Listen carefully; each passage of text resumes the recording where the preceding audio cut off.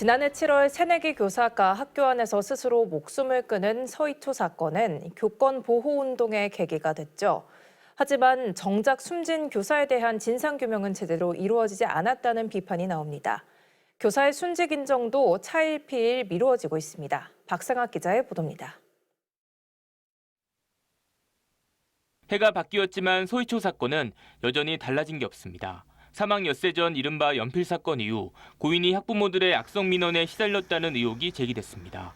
하지만 4개월간의 경찰 수사 결과는 무혐의였습니다.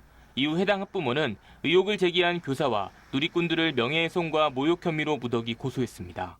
여기에 반발한 교사들은 서희초 교사의 사망 원인을 제대로 밝혀달라며 1인 시위에 들어갔습니다. 결국 이 모든 시작은 서희초 사건이거든요.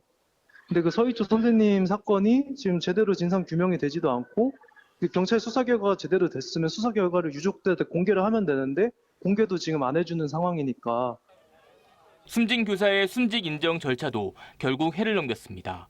지난해 8월 유족 측은 고인의 죽음이 공무상 재해에 해당한다며 강남 서초 교육지원청에 순직 인정 신청을 냈습니다. 하지만 인사혁신처는 자료 보완 중이란 이유로 아직 심의 일정도 정하지 못한 상황. 순직 인정을 위해 필요한 진술 자료 등 수사 결과도 경찰이 공개하지 않고 있습니다. 이 부분에 대해서 경찰 수사 결과가 미진하긴 하지만 학교 업무나 아니면 생활 지도의 어려움 그리고 학부모 민원, 응대와 관련해서 여러 많은 스트레스가 있었다는 것은 부재 사실입니다.